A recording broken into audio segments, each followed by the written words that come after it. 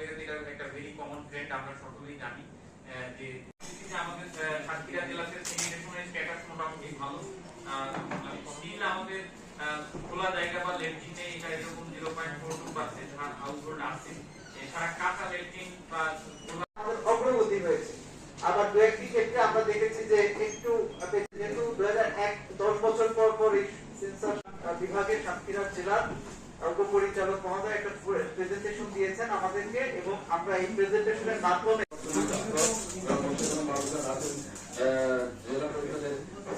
নির্ভরশীলতার অনুপাত, যেটা এটা 46.28 নির্ভরশীলতার অনুপাত বলতে আমরা যেটাকে বুঝিয়ে যাচ্ছে ডিপেন্ডেন্সি রেশিও, এটা আমাদের সাতক্ষীরা জেলায় নারী এবং পুরুষের মধ্যে নারীর সংখ্যাটা সামান্য বেশি আর কি, রেশিওটা এটা মাত্র 9,000-এর ডিফারেন্স আর কি।